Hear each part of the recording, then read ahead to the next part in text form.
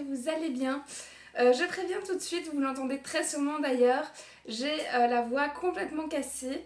Pas parce que je me suis chopé un rhume ou quoi que ce soit, mais parce que j'ai crié comme une tarée durant la ducasse et je peine encore à la retrouver depuis. Je me suis vraiment donnée à fond. Donc voilà, je suis désolée. J'ai prévu du coup pour cette vidéo d'avoir un petit cappuccino. C'est Céline de Couler comme l'encre qui me l'avait offert, je ne sais plus pour mon anniversaire ou pour ma Noël, mais en tout cas si tu passes par ici Céline, encore merci, elle me sert beaucoup. Et donc j'ai prévu du coup une boisson chaude pour alterner du coup dans cette vidéo. Parce que je vais forcément blablater beaucoup et aussi lire beaucoup, dans le sens où vous l'avez vu au titre, il s'agit ici donc d'une vidéo qui vous parlera des livres qui sortent courant du mois de septembre, donc du 1er jusqu'au 30. J'ai décidé de faire un peu ce choix-là, de parler des prochaines en tout cas sorties. Parce que j'avais dit dans une précédente vidéo que les book hauls, ça me paraissait pas le plus important pour moi en tout cas, du fait que j'achetais genre 3 mois à l'avance du coup les livres, donc j'allais vous reparler ici, refaire les bilans et je pense que ça va être très redondant. Donc j'ai préféré faire ça et puis comme ça m'oblige aussi à me tenir à jour sur les sorties, ce qui m'intéresse, à allonger ma wishlist comme si elle avait encore besoin de ça, alors qu'il y a 250 livres dedans. Mais bon, ici j'ai fait une sélection du coup de plus ou moins 10 livres, je pense qu'il y en a 12 ou 13, qui du coup sont sortis donc, dans ce mois, mais j'ai triché, j'en ai aussi mis 2 qui sont sortis en août, parce que bon c'est ma chaîne, je fais ce que je veux. Non, parce qu'en vrai, je trouvais qu'en tout cas un des deux marchait à fond pour l'automne, donc je me suis dit, oh, tu sais quoi, quelques jours près, vas-y. Et le deuxième, pareil, parce qu'en fait, il y avait que 2 livres qui me tentaient vraiment en août, vu que septembre c'est la grosse sortie, octobre encore plus, etc. Donc c'était plus calme, donc je me suis dit, allez, je les mets en plus, ni vu ni connu. Donc voilà, ça me perturbe aussi parce que c'est la première fois donc où je vais vous parler de livres que je n'ai pas lus. Et donc c'est assez spécial, je savais pas trop comment faire, donc honnêtement j'ai regardé dans plusieurs chaînes et finalement j'ai opté pour l'option de Manon de Vibration littéraire qui en fait lit en direct les résumés avec nous, elle fait ça sur Twitch. Et du coup j'ai mon PC qui est juste ici et je vais vous lire ça, boire entre deux pour quand même réussir à maintenir ma voix parce que je vous jure que là j'essaie de parler assez fort du coup pour dans la pièce pour que vous ne devez pas mettre le son à fond de balle. Donc je croise les doigts pour que ça suffise et que je n'abîme pas ma voix davantage en fait. Mais bon, trêve de blablabla. Blablabla, trêve de blabla. C'est que je blablate trop. Bref, on attaque tout de suite avec le premier livre en question et il s'agit de La Société très secrète des sorcières extraordinaires. À nouveau, maintenant que je sais comment on fait, hop là, magie. Et donc, comme vous le voyez, il est sorti donc chez Lumen le 24 août et on va attaquer tout de suite le résumé. Franchissez les portes de la maison de nulle part et laissez-vous envoûter. Mickey Moon a toujours, enfin presque toujours, respecté 3 grandes règles.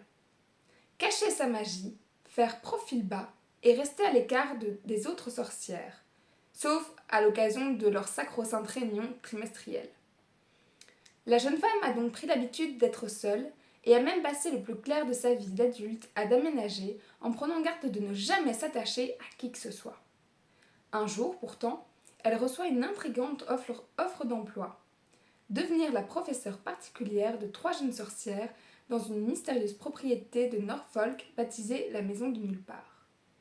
Et voilà qu'en un coup de baguette magique, et contre toutes les règles élémentaires de sorcellerie, elle se retrouve bientôt mêlée aux secrets de ses 4 hôtes, aussi excentriques qu'attentionnés. Parmi eux, Jamie, bibliothécaire irlandais grincheux, mais contre toute attente attirant. Ils me font toujours rire quand ils présentent des personnages comme ça. Est prêt à tout pour défendre ses 3 petites protégées. Or, à ses yeux, la nouvelle venue est une menace. Une menace incroyablement irritante. Alors que Mika commence enfin à s'ouvrir aux autres, l'idée d'avoir trouvé une famille, une vraie, et peut-être même plus, fait peu à peu du chemin dans son esprit. Mais la magie est imprévisible, et si toute cette histoire n'était qu'une bombe prête à exploser? Enfourchez-vous aussi votre balai magique et laissez-vous ensorceler par cette romance feel good signée Sangu Mandana. Ok. En général, les résumés de Lumen sont très longs et ont tendance à spoiler. Donc celui-là, je l'avais lu une première fois pour être sûre de savoir où m'arrêter. Et donc voilà, clairement, voilà, on parle de sorcières. C'est plus ou moins du jeunesse, du coup, je pense fantastique, si je dis pas de bêtises. La couverture est trop mignonne. Je vois que des retours, genre vraiment, pas coup de cœur, mais vraiment magnifique lecture doudou, j'ai adoré, etc. Et donc, il a atterri ici dans ma wishlist, même si je ne vais pas acheter là dans l'immédiat. Et j'attends aussi d'avoir suffisamment de retours parce que visiblement il y a quand même une petite histoire d'amour. Alors je ne sais plus comment on appelle les tropes de Grumpy Sunshine, je pense, si je dis pas de bêtises. Si je le sais et si j'ai bon, Stacy, c'est grâce à toi, à ta vidéo. Si pas, c'est que j'ai pas assez bien retenu, j'ai pas fait ma leçon. Mais donc voilà, c'est le premier livre du coup de cette sélection et il a l'air bien sympa. Ensuite, qui est sorti le même jour, donc le 24 août, il s'agissait de Ariane, qui est donc sorti chez Sabran. Et je vais mettre le résumé en entier, voilà. Et le résumé, du coup, que je vais vous présenter, nous parle en tout cas d'une mythologie, enfin une réécriture de mythologie, et c'est ça qui m'a attirée. Et lui, par contre, clairement, je vais l'acheter. Je sais pas encore quand, mais il est dans les wishlists prioritaires, parce que les réécritures au niveau mythologie, c'est juste trop bien. Donc, let's go.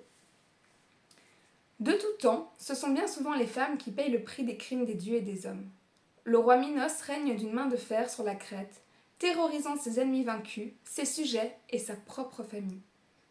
Lorsque la cité vaincue d'Athènes envoie 12 de ses enfants en sacrifice au terrible Minotaure, la princesse Ariane se rebelle. Ariane a entendu trop de contes et de récits dans lesquels les plus faibles, les femmes surtout, subissent les conséquences des actes des puissants. Elle est déterminée à tracer son propre destin, et parmi les 12 otages, Thésée va lui fournir l'occasion de contrer et fuir la tyrannie de son père. La légende du labyrinthe s'enclenche. Tour à tour, princesse, traîtresse, faiseuse de héros, le parcours d'Ariane fut semé d'embûches, à l'instar de celui de sa sœur Phèdre, mais aussi ponctué de rencontres fabuleuses. En ce temps-là, dieux et héros rôdaient sur terre, repoussant les femmes dans l'ombre. Clairement, ce résumé me donne envie. Il a très très clairement une empreinte, comment je vais dire, féministe.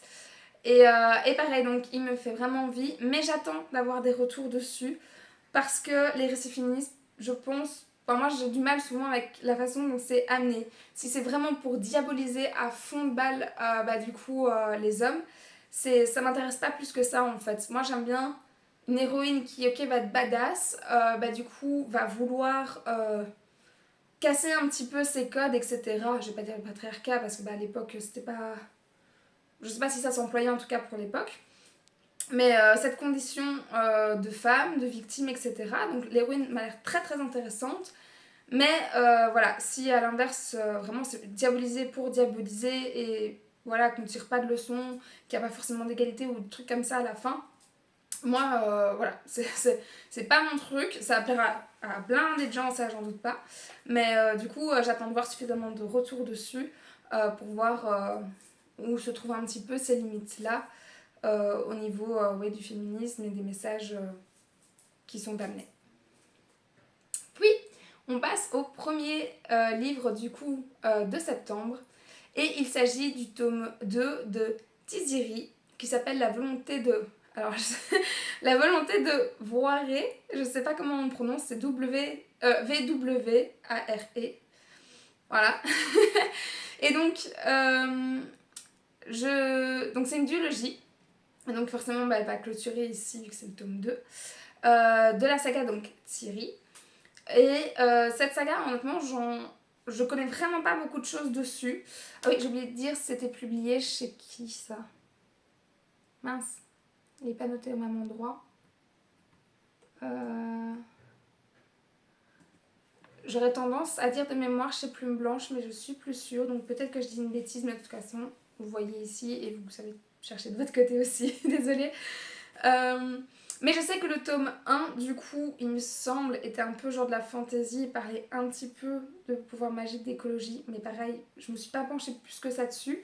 Mais si je vais en parler ici, c'est parce que le tome 1 avait gagné un prix quand on avait été à un salon, je pense aux Aliénales, de mémoire. Et donc je suis sûre que ça va intéresser plusieurs d'entre vous. Donc je vais me pencher sur le résumé. Mais attention, je tiens à préciser que c'est un tome 2, donc je vous laisse quelques petites secondes parce qu'il va sûrement être spoilant pour zapper un petit peu plus loin si vous avez besoin d'aller au livre suivant pour du coup ne pas être spoilé au cas où. Et sinon, résumé. Astar est mourant. Après avoir épuisé ses dernières forces pour sauver la forêt village de l'attaque des Zretos, l'arbre est tombé dans un coma dont il ne se réveillera pas plus tout seul. Tiziri doit absolument récupérer son cœur ou son symbiote mourra, et avec lui toute la végétation de l'île. Elle n'a plus d'alternative. L'heure est venue de confronter les anciens et de leur reprendre ce qu'ils ont volé. Mais une menace plus grave encore se profile et la chasseuse albinos va devoir faire un choix qui pourrait lui coûter la vie, ainsi qu'à tous ceux qu'elle aime. Voilà, on sent que c'est une duologie, clairement. Ça a l'air d'être monté sur les chapeaux de roue, qu'à la fin il y a un gros élément. Et que ici, ouais, à mon avis, ils vont reprendre directement à la fin du tome 1, vraiment. Et que oui, il doit y avoir énormément d'action. Et donc il y a bien une vibe écologie, si j'en crois en tout cas la forêt village, le grand arbre, etc. etc. Et voilà, donc pour ceux et celles d'entre vous que ça intéresse, l'info est donnée. Là, c'est le petit moment où je vais reboire entre deux. À la vôtre. Je sais pas si vous avez prévu des boissons chaudes du coup pendant que vous regardez les vidéos comme ça. Moi je fais ça souvent.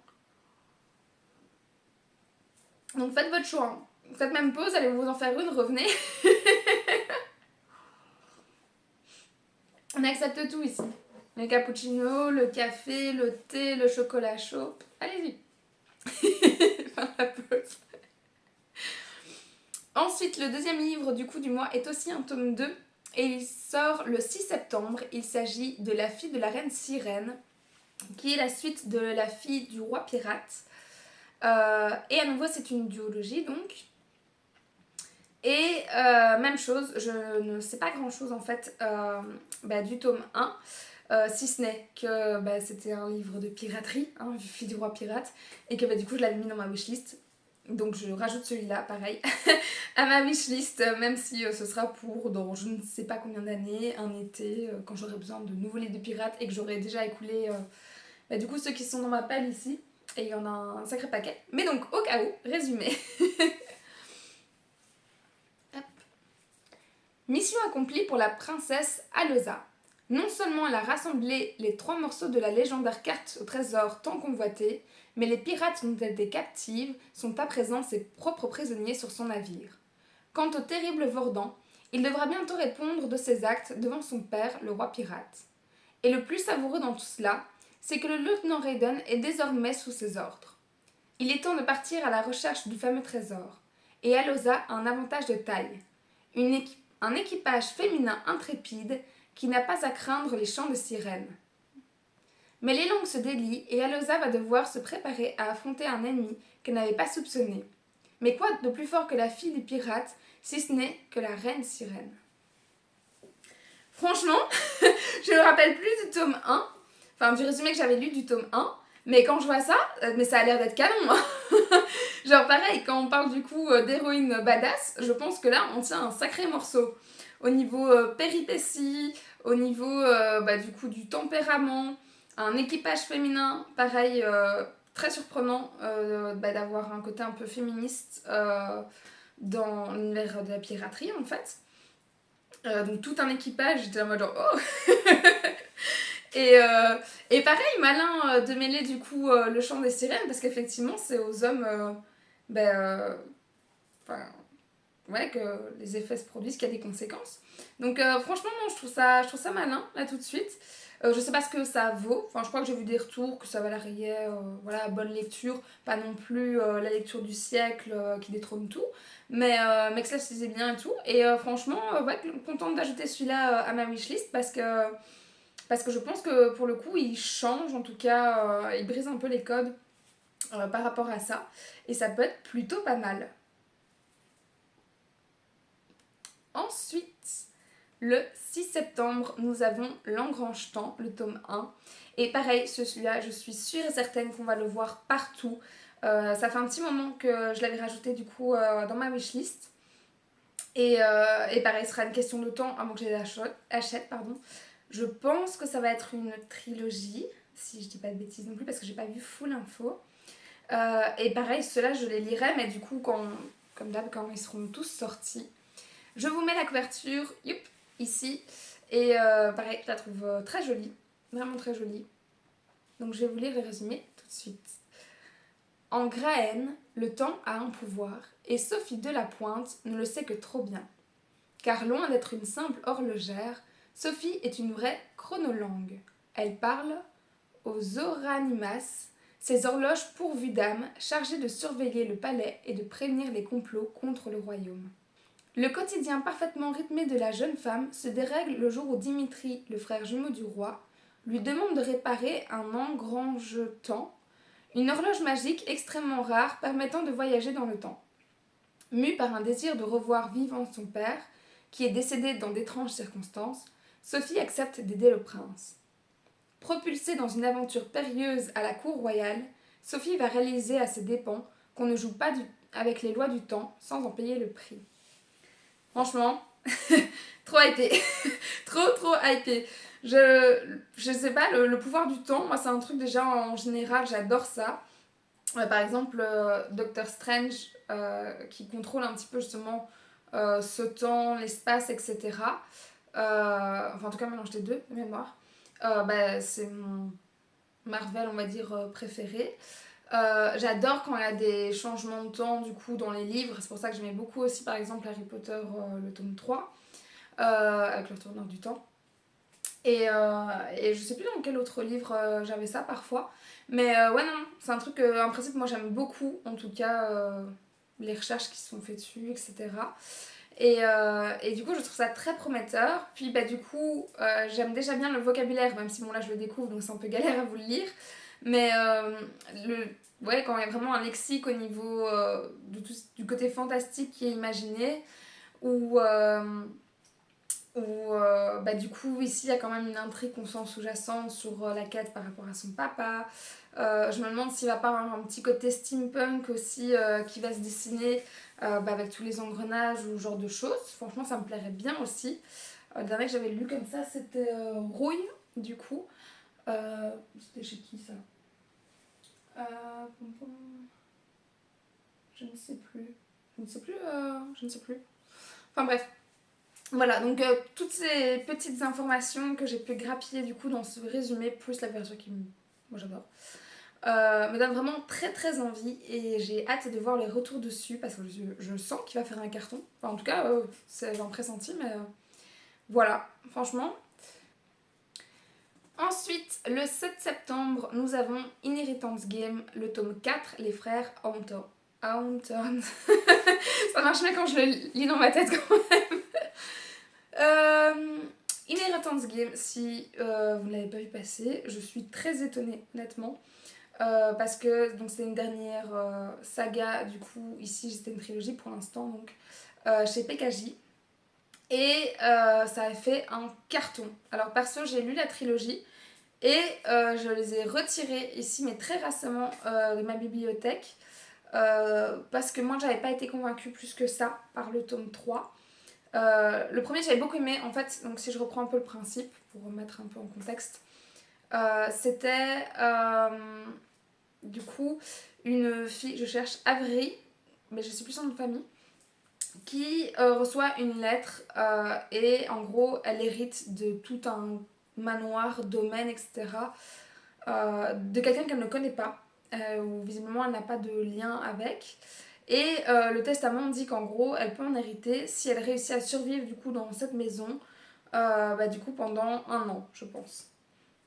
Et quand elle y va, parce que quand même elle n'est pas trop bête, elle va y aller. Quand elle y va, elle va faire la rencontre du coup des frères Anton, qui sont les 4 frères de la famille, qui sont censés succéder du coup à ce vieux monsieur. Parce que voilà, c'est les petits-enfants en gros quoi. Et on va suivre toute une série d'épreuves qu'elle va devoir traverser, des énigmes, en genre d'enquête, etc. Et à ça s'ajoute une histoire d'amour et des triangles d'amour, etc. avec les frères. Et moi, c'est là qu'on m'a perdu déjà en premier. Et en deuxième, j'ai vraiment eu le sentiment en fait que l'auteur ne savait pas finalement vers où elle allait, en tout cas pas dès le début. Et c'est parti pour moi beaucoup trop loin. Il y a eu des tomes de trop quoi déjà maintenant. Donc là j'ai décidé de les revendre justement à l'occasion de la sortie du tome 4. Je me suis dit allez, revends la trilogie, c'est le moment, c'est l'instant. Et du coup là je les ai plus. Mais donc vous avez ici le tome 4 qui va sortir. Pardon, je tourne en rond. Et qui se concentre du coup de ce que je sais pour l'instant vraiment sur les frères. Alors je ne sais pas, j'ai pas encore relu le résumé. Je ne sais pas si ça se passe avant, après, etc. Si ce sera dit même dans le résumé, on va voir. Mais je sais que ce livre est très, très, très, très, très attendu par plein de gens. Parce que voilà, les gens ont adoré du coup les frères. Et moi je les ai bien aimés, mais je vous dis, j'ai pas aimé les relations amoureuses. Et donc ça m'a un peu bousillé ma lecture à force. Et pareil, comme le temps s'est perdu pour moi, voilà. Mais bon, pour ceux que ça intéresse, petit résumé. 1 an après les événements, voilà, comme ça la réponse, du final de la trilogie Inheritance Game, les frères Hawthorne, Grayson et Jameson sont de retour avec une nouvelle quête à mener et de nouveaux mystères à élucider. 1 an s'est écoulé depuis la fin, mais la famille Hawthorne est encore loin d'avoir révélé tous ses secrets. Les 2 frères, Grayson et Jameson, quittent la demeure familiale pour éclaircir de nouveaux mystères. Tous 2 se posent bien des questions sur leurs origines et partent donc chacun de leur côté dans l'espoir d'en apprendre plus sur leurs pères respectifs. Un double voyage initiatique riche en émotions, en actions et en énigmes qui dévoilera des épisodes de l'enfance des 2 frères. La route sera jalonnée par des obstacles et des défis, mais lorsqu'on s'appelle Hawthorne, l'échec n'est pas une option. Donc, on a donc la réponse, ça se passe 1 an après. Je suis pas du tout étonnée du coup qu'on mette en avant davantage Grayson et Jameson. Que moi, dans ma tête, je lisais Gray et James, je vous avoue. Parce que tout le long, le triangle amoureux se fait entre 2. Et tout le long, ils se lient souvent justement pour résoudre des énigmes très très souvent. Et donc là, pour l'instant, ça coule de source. Effectivement, la recherche de pères, en fait, les 4 frères ont 4 pères différents et n'ont que très peu d'informations dessus, ils ne les ont pas vraiment connus, ils savent parfois qui c'est vraiment de loin, ou voilà. Donc, je pense que c'est malin, ça peut marcher. Je pense que ce sera peut-être même moins le tome de trop que par rapport à la fin de l'autre qui a été un peu trop tiré en longueur. Donc, à voir. Moi, je passe mon tour, clairement, pour celui-là. Pour moi, c'est clôturé, j'ai plus les autres, etc. Mais il y a moyen que ça donne quand même quelque chose de bien, de plus cohérent, rationnel, etc. Donc, j'espère pour vous qu'il sera chouette, tout simplement.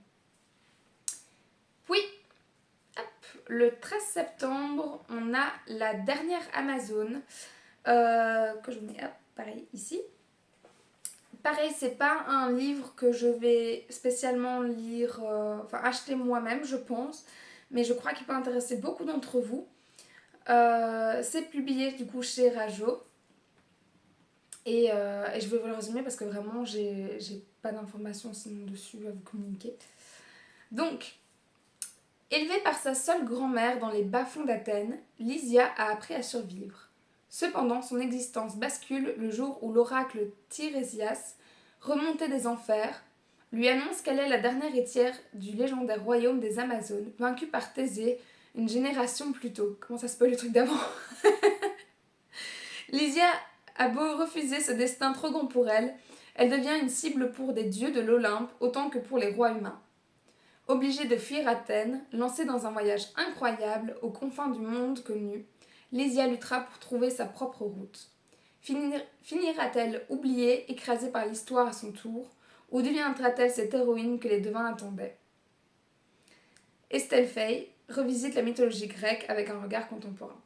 Ah bah à nouveau, donc on est donc bien dans une réécriture de contes, de mythologie.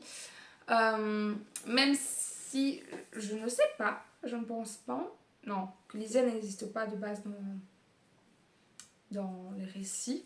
Je ne pense pas du tout qu'il y avait une prophétesse, donc j'avoue que ce côté je connais un peu moins. Mais voilà, je pense qu'à nouveau il va clairement trouver son public. C'est donc le tome 1, je ne sais pas. Ou un one shot? Non, c'est peut-être un one shot, il n'est pas marqué ici tome 1. Donc on va voir les retours qu'il y aura dessus. Mais ouais, ils ont clairement l'air partis pour une nouvelle vibe. On a eu des trucs sur un moment tout ce qui était piraterie, on a eu tout ce qui était fae. Visiblement maintenant on est dans la mythologie. Ok. Mais voilà, donc peut-être qu'il vous tente, vous allez noter de votre côté. Moi je pense passer mon tour, sauf si vraiment il y a beaucoup de retours vraiment excellents. Mais là tout de suite ça ne suffit pas à me convaincre. Voilà. Mais voilà, ça, info est donnée. Petite pause pour ma voix parce que pareil, j'entends que ça revient. C'est chaud quand même. J'aimerais bien la retrouver là.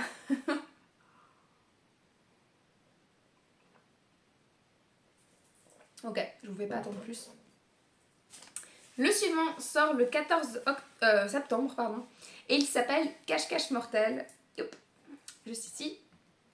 Et c'est donc un 2 Axus. Le résumé nous dit: la règle est simple, restez caché. Jusque-là, c'est clair. Un parc d'attractions délabré, 14 concurrents, 7 jours pour gagner. Partout où se cacher, mais nulle part où fuir. Lorsqu'on propose à Max de participer à une compétition de cache-cache avec 50 000 $ à la clé, elle y voit une opportunité en or pour changer de vie. Elle a passé toute son existence à se cacher, elle est experte en la matière. C'est d'ailleurs pour cette raison qu'elle est toujours en vie, contrairement à sa famille. Gagner sera un véritable jeu d'enfant. Mais lorsque ses adversaires commencent à disparaître mystérieusement les uns après les autres, Mac comprend que cette fois-ci, le seul moyen pour elle de survivre est peut-être d'affronter ce groupe qui les pourchasse. Je signe. Je signe direct. C'est dit, voilà. Le côté parc d'attraction. J'adore le petit jeu de mots avec... comment ils ont dit ça exactement? Avec en gros, c'est un jeu d'enfant de survivre. Les concurrents. Moi, je dis oui. Un chrono, du coup, pour... Enfin, tu sens un truc genre la vibe Hunger Games, etc. Dans un parc d'attraction, quoi. Moi, je dis oui. Franchement, je dis oui. Je n'attends pas plus. Il ne faut pas plus pour me convaincre. La question, c'est quand est-ce que je vais le lire, mais je vais l'acheter, je vais le lire. Ça, je vous le garantis. Je ne sais pas quand. Peut-être pas cette année, mais... Enfin, du coup, l'année suivante, mais... Voilà, franchement, j'espère vraiment avoir des bons retours dessus. Parce que là, je trouve que c'est un bon combo, en tout cas, qu'on nous propose ici. Donc, j'espère que, ouais, il va répondre... c'est pas répondre le mot que je cherche, mais c'est pas grave. Ses promesses. Il va tenir ses promesses, en tout cas. Parce que là, autant je suis pas très fan de la couverture, autant, franchement, le résumé, je vous le dis, je suis vraiment très, très intriguée. Vraiment. Et je me demande s'ils l'ont fait dans une vibe style à la Squid Game. Je me demande. On verra. Bref. Le livre suivant, du coup, sort le 20 septembre. Et il s'agit des 4 saisons, le tome 1, qui s'appelle Un automne pour te pardonner. Qui n'est pas mon style, hein, je le lance directement. Vous le voyez peut-être du coup assez. C'est de Morgane Moncomble. Et du coup, c'est de la romance.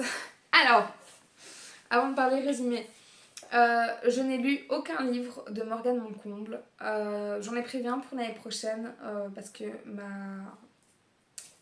ma belle-sœur, du coup, est fan. et me le vante depuis perpète. Et je le vois passer de façon à chaque fois sur les comptes qui aiment bien la romance, qui me disent que franchement, elle est dans les meilleurs dans le domaine. Donc je me suis dit, allez Lise, puisque tous les ans tu lis une romance donc vers le mois de février, pourquoi pas lui emprunter un de ses bouquins. Donc ça c'est le plan pour l'instant. Mais je sais que vraiment elle a un public donc qui la suit, donc je vous donne l'information. Je sais déjà maintenant que du coup ce sera 4 tomes et qu'il y en aura donc un par saison, d'où les 4 saisons. Et pour le reste, je vais découvrir en même temps que vous, parce que je vous avoue, je ne me suis même pas penchée vraiment sur les résumés, vu que... Voilà, sauf si vraiment elle réussit à me convaincre une fois que je l'aurai lu, hein, pour me faire mon propre avis vraiment dessus. Mais là tout de suite, je vous file juste l'info, quoi. Alors, résumé. Avocate en devenir, Camélia est passionnée de crimes non résolus. J'approuve. Ça tombe bien, Rory Cavendish, son ancien bourreau, vient de mourir mystérieusement. Le présumé coupable du meurtre, c'est lui. Lou McAllister, le meilleur ami de Rory. Le garçon qui l'a humiliée il y a 10 ans et qu'elle n'a jamais oublié depuis. Camélia saisit cette chance pour résoudre sa première enquête et satisfaire sa soif de vengeance. Lou a toujours été le mouton noir de sa famille, mais il ne s'attendait pas à finir en prison pour un meurtre. Du jour au lendemain, le voilà abandonné par tous ceux en qui il avait confiance. La seule personne à pouvoir le sortir de là, c'est elle. Camélia O'Brien, la première victime de Rory. La fille qui l'a blessé plus jeune et qui hante ses pensées depuis. Lou est prête à tout pour se faire pardonner ses péchés et repartir à zéro. Sceptique. Ouais. Si je comprends bien, là tout de suite, on est vraiment sur des ennemis. Si on va sur un enemy to lovers avec ça, je suis bien curieuse de savoir comment tu peux passer de l'un à l'autre.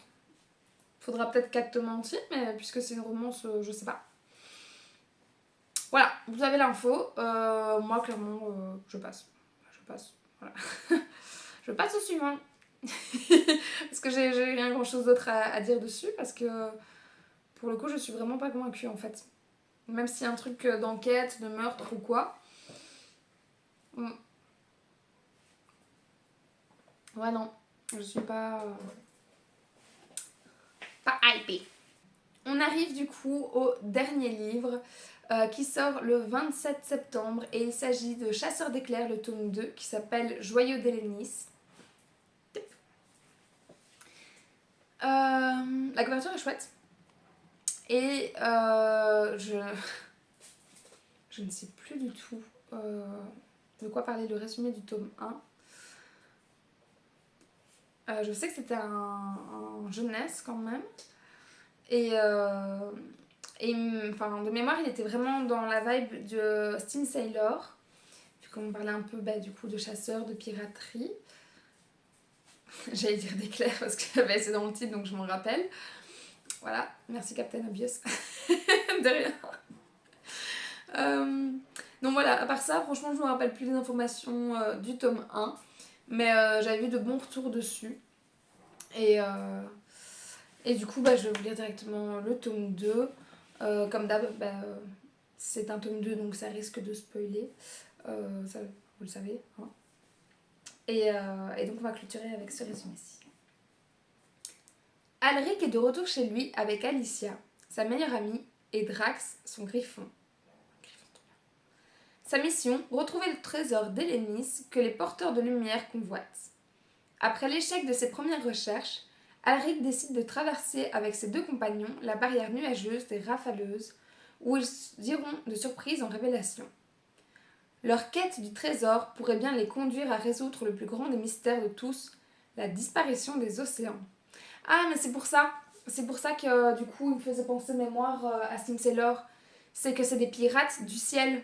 Et en fait l'histoire aurait dû faire lui, hein. On parle d'éclairs, il y a un griffon sur la couverture. Ouais. Vous pouvez juger, vous pouvez rigoler, allez-y. Mais ouais, c'est ça, c'est des pirates du ciel, donc ça avait l'air super cool. Et donc, bah, que dire en plus par rapport à ça? Bah, c'est du jeunesse, c'est de l'aventure, voilà, c'est du fantastique. Je suis sûre que ça se lit tout seul et que c'est une très chouette lecture. Ils sont aussi du coup maintenant donc, tous les deux dans ma wishlist, clairement pas en prioritaire. Mais il y a moyen, si pour un jour j'ai besoin de catégories que je ne trouve pas et que voilà, ils sont là quoi, ils sont là.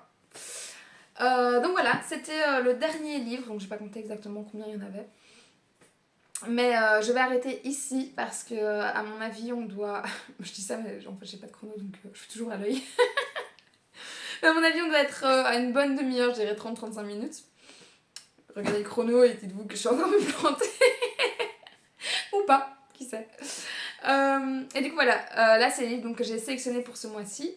Bah, n'hésitez pas à me dire si certains s'ajoutent aussi dans votre wishlist, dans votre bibliothèque. Ce genre de choses, si vous en repérez d'autres du coup que je n'ai pas cité donc je n'ai pas parlé mais que vous attendiez genre comme ça, vous pouvez m'en parler aussi du coup dans les commentaires. Et on va clôturer avec un petit symbole. Comme c'est des nouveaux livres, on va mettre l'argent qui part comme ça avec les petites plumes. Vous voyez qui s'envolent quand on fait trop d'achats. On va mettre ça dans les commentaires pour soutenir tous nos écrivains, n'est-ce pas? Voilà. Sur ces très belles paroles, j'ai l'impression de la dater vraiment pour rien là. Je vous laisse, je vous dis à bientôt pour une prochaine vidéo et moi je vais reprendre soin de ma gorge. Je vous fais des bisous, prenez soin de vous.